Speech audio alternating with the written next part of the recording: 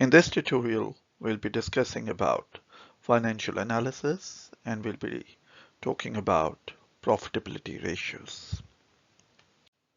The learning outcomes of this tutorial is to develop an understanding about financial analysis, to gain skills in ratio analysis to conduct financial analysis, to learn how to perform calculations related to profitability ratios, to acquire competence in interpretation of ratio analysis, and to gain insight about comparative analysis.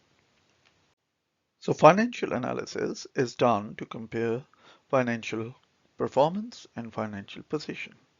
Comparison can be in regards to different time periods. For example, when we are evaluating Nestle Corporation's financial performance in year 2022 and comparing it with financial performance in year 2023, or it can be comparison between two competing corporations. That is, we are comparing financial performance of Coca-Cola Corporation and financial performance of Pepsi Corporation during the same chosen time period. Financial analysis is done on the basis of financial statements. It means information related to financial analysis is taken from income statement and balance sheet. Income statement indicates the financial performance of any corporation, while balance sheet indicates the financial position of any corporation on a given time period. Financial analysis is mostly done using ratio analysis. Ratio analysis is the method in which certain formulas are used to evaluate firms' profitability, liquidity, operational efficiency, and solvency. In this tutorial, we'll just focus on profitability ratios, and in other tutorials, we'll talk about liquidity, operational efficiency, and solvency ratios. The main profitability ratios are net profit margin, operating profit margin, gross profit margin, return on capital employed, return on equity, and return on assets. Net profit margin indicates how much net profit has been generated with respect to the revenue. So we are comparing net profit with the revenue. In this activity, we have two time periods, year 2022 and year 2023, and we have some figures related to net profit and the revenue for both years, and we want to know in which year Coca-Cola Corporation is more profitable. So as you can see, we have to use certain formulas to determine in which year Coca-Cola Corporation is more profitable. So we'll use net profit margin ratio formula, which is net profit divided by revenue times 100. We plug in the numbers related to that time period. So for year 2022, 30 divided by 90 times 100 gives us 33.34%. And for year 2023, 50 divided by 200 times 100 gives us 25%. So we can say that in year 2022, Coca-Cola Corporation is more profitable based on net profit margin ratio as according to the given data. So in this activity, we'll compare the performance, the profitability between Coca-Cola Corporation and Pepsi Corporation. So we have been given relevant information related to both corporations. That is, the net profit for Coca-Cola Corporation is 20 million and the revenue is 50 million, and net profit for Pepsi Corporation is 30 million and the revenue generated is 60 million.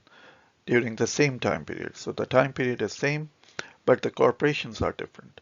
Previously, it was different time periods, but the same corporation. So we want to know in year 2020, which is the chosen time period, which corporation is more profitable based on net profit margin ratio. So to determine that, we'll again use the same net profit margin ratio formula, and we'll plug in the numbers related to each corporation.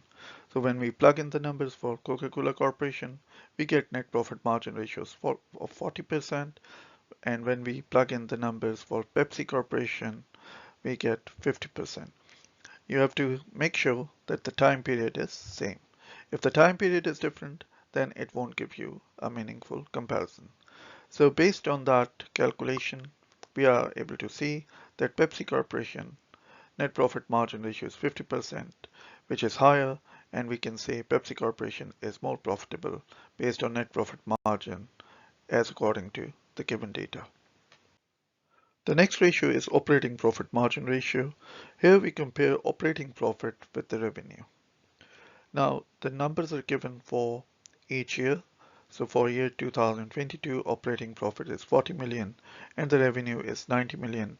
And for year 2023, operating profit is 70 million and the revenue is 200 million. We want to know which year Coca-Cola Corporation is more profitable based on operating profit margin. So the formula for operating profit margin is operating profit divided by revenue times 100. When we plug in the numbers for year 2022, we get 40 divided by 90 times 100 gives us 44.4%. For year 2023, again 70 divided by 200 times 100 gives us 35%. Now based on operating profit margin, we can say Coca-Cola Corporation is more profitable in year 2022. Gross profit margin ratio indicates how much gross profit has been generated with respect to the revenue.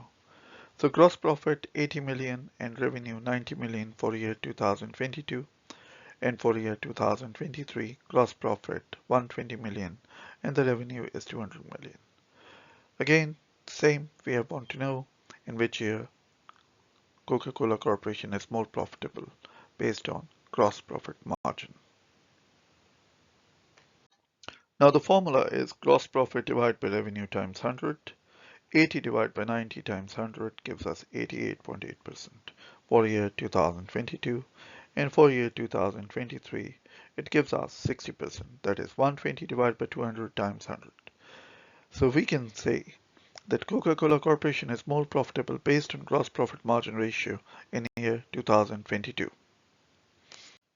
Return on capital employed, also called ROCE, indicates how much returns a company is able to generate from its operations.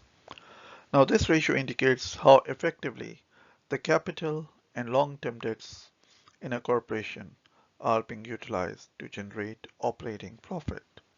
Higher return on capital employed indicates that the company has higher operational efficiency and the company is effectively utilizing its capital and long-term debts to generate operating profit. Now the formula to calculate return on capital employed is operating profit divided by total assets minus current liabilities times 100. Now total assets minus current liabilities is basically equal to capital and long-term debts. If you look onto the balance sheet equation, you'll be able to understand that total assets minus current liabilities is in fact capital employed. That is, whatever capital the corporation has, that is whatever is the equity capital, and whatever the total debts a corporation has. So when you total them, that is the same number as total assets minus current liabilities. Now in this activity, we have been given operating profit of Coca-Cola Corporation for year 2022 is 500 million, total assets 6,500 million, and current liabilities 100 million. In year 2023, operating profit of Coca-Cola is 700 million, total assets 8,500 million, and current liabilities are 200 million. So we want to know in which year Coca-Cola had higher operational efficiency, or in which year return on capital employed is higher. So as I explained, the formula for ROCE, operating profit divided by total assets minus current liabilities times 100. So total assets for year 2022 was 6,500 and current liabilities as 100. So 6,500 minus 100 gives you 6,400 in denominator, and operating profit is 500. So 500 divided by 6,400 times 100 gives us 7.8% in year 2022. Likewise, in year 2023, it gives us 700 divided by 8,500 minus 200, which gives us 700 divided by 8,300, and the return on capital employed is 8.43%. So we can say higher return on capital employed in year 2023 as compared to year 2022 in case of Coca-Cola Corporation based on the given information. The next ratio is return on equity. Return on equity indicates how much returns a company has generated from its equity capital. Now, this is a key measure of shareholders as it demonstrates how much returns shareholders get from their investment. Higher return on equity can be a sign that the investment has higher prospects of giving more returns on the investment. So high return on equity may reflect that the investment is attractive. ROE is calculated by comparing net income and total equity capital. So in this activity, we are given some information about net income of Coca-Cola Corporation in year 2022, which is 60 million, and equity capital is 500 million. And for year 2023, net income is 120 million and equity capital is 600 million. We want to know in which year the investors get higher return from their investments. So the formula for return on equity is net income divided by total equity times 100. When we plug in the numbers for year 2022, 60 divided by 500 times 100 gives us 12%, while in year 2023, 120 divided by 600 times 100 gives us 20%. So we can say that year 2023 is more profitable in terms of returns to investors, and it's a more favorable sign for the investments. Return on asset indicates how much returns a company is able to generate by utilizing its total assets. Now, higher return on asset is a sign that the company is effectively utilizing its total assets to generate income or profitability.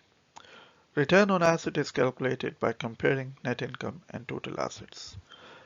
In this activity, net income is 60 million and total assets 800 million for year 2022, and for the year 2023 it is net income is 120 million and total assets is 2000 million.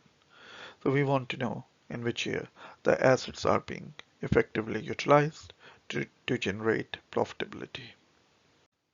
So when we plug in the numbers for 2022, we get net return on asset as 7.5%. And for year 2023, we get return on asset as 6%. So we can say in year 2022, total assets are being effectively utilized to generate profitability in case of Coca-Cola Corporation based on the given information. So that concludes our discussion related to profitability ratios in ratio analysis. Now some important points you should consider before making a financial analysis. Number one, you have to choose corporations related to same sector of economies. That is, you compare a bank with another bank. You compare a telecommunication corporation with another telecommunication corporation. You compare a food business with another food business. You cannot compare McDonald's Corporation with Barclays Bank. Number two, when you are doing financial analysis over certain time periods, you have to choose time periods in consecutive orders.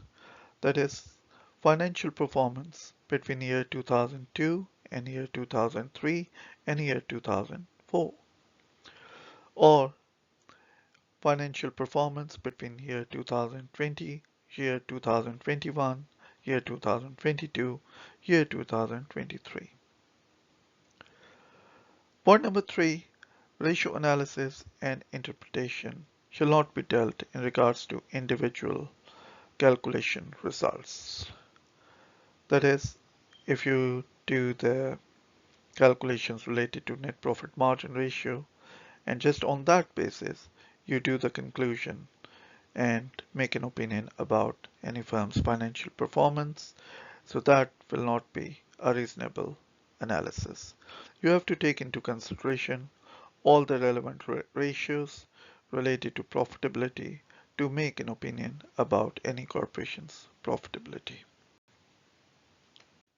So my tutorials are based on a book named Fundamentals of Corporate Finance by Ross Westerfield Jordan and another book, Corporate Finance by Hillier, Ross, Westerfield, Jeffrey, and Jordan.